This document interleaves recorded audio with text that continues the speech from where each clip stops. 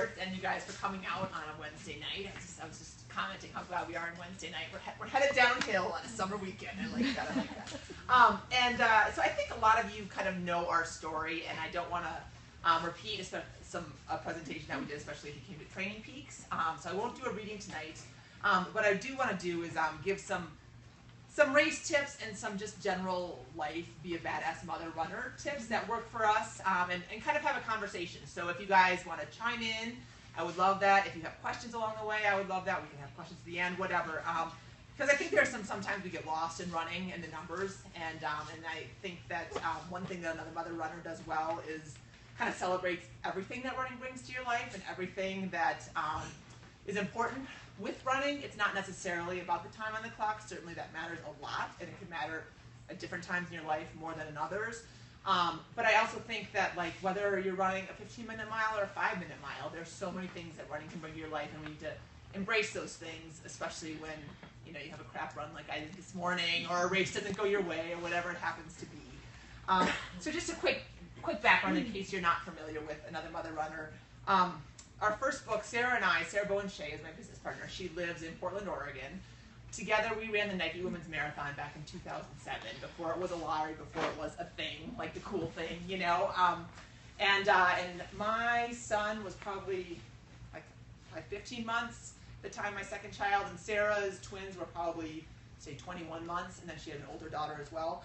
But basically, we had ankle biters, and we realized that there was a lot of juggling that had to go on in order for us to make this marathon. And I needed to make this marathon for a lot of reasons, most of all my mental health.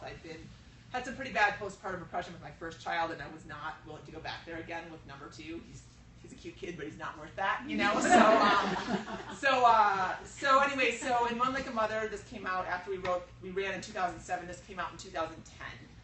It covers everything from hills to husbands to dealing with your period on race day. We wanted to write a book that no one else had written before. Again, we're kind of embracing all the reasons why we run, the girlfriend time, the emotional health, the fact that that's our happy hour at 5:30 in the morning is the only time you can get, be by yourself and maybe with your girlfriends and have some, time where you actually get to think and process your life instead of just zooming from place to place. And we wrote it in the way that I'm talking now and that we'll talk later, like super conversational, not intimidating, not go run 7 miles tempo and then get your heart rate this high and then come home and foam roll and then do it again tomorrow and then maybe you'll be a runner. Like if you move forward, you're a runner. Train Like a Mother came out in 2012 because we realized when we wrote Run Like a Mother that this kind of organic community sprouted up around it, which we were surprised to see because that wasn't our intention, but then we realized what an amazing thing that it is that everybody's there and is invested and wants to be there. It's not like we've marketed them to come to us, but they've come to us because of our tone and our perspective and the other woman hanging out there on Facebook or at parties or whatever.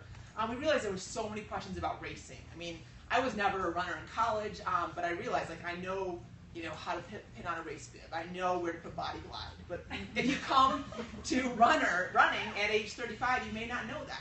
And that's cool. And we wanted to, again, take the intimidation factor off of running. I mean, there are so many, SkirtSports does a great job of it, bringing in, inviting all different sizes, all different kinds of women, all different, people are not stereotypical runners. And that's really what we wanted to do too. And so Train Like a Mother, we hit Racing 101, as well as everything, up to Sarah being trained by a former Olympian, running God knows how many, 1200s on the track repeats, finding her strong again and again. So we really, in Train Like a Mother, we really talk about racing, and then we also have training plans in here. I'll talk a little bit about this a little bit later, but flexibility is key. So each week of every training plan, there's a workout that you can bail on and a workout that you must do. So when your life becomes just a cluster that week, you're like, okay, well, I have to get in this tempo run, or I have to get in this long run. How am I going to get my schedule to work out so that I at least get that done and maybe a couple others? It's not going to always be a nice Monday through Sunday progression, as we all know.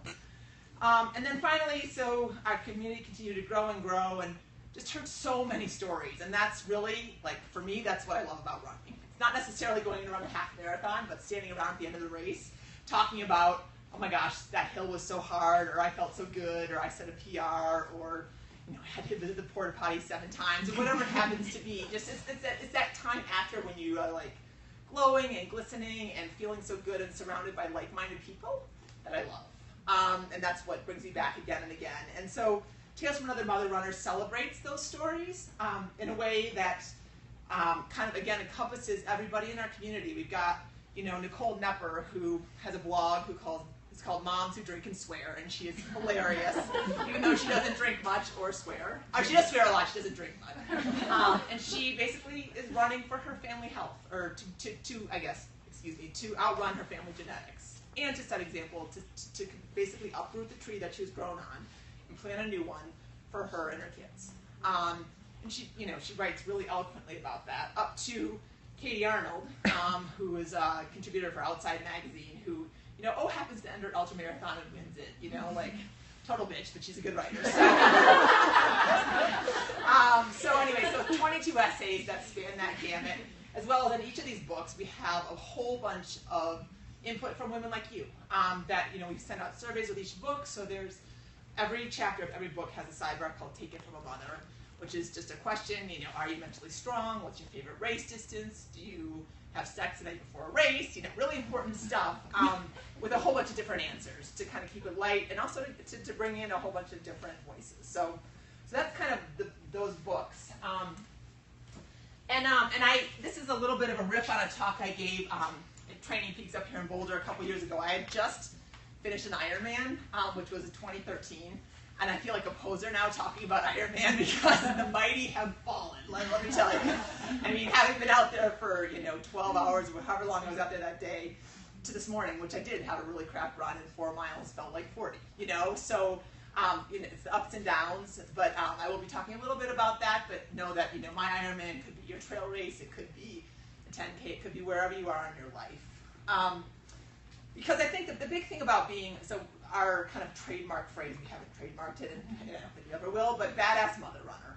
And the idea is that you set your goal just a little bit farther than you think you can make it, and then you figure out how to achieve it. So it's not like, oh my gosh, I started running yesterday and I'm going to go run a marathon in 3 months, but it's like, oh, maybe I could take 3 minutes off my time. Maybe I could hit that hill and not walk. Maybe I could try a trail run and not feel totally embarrassed. Something that just is like, I'm almost there, but it just makes me a little bit uncomfortable to step outside that.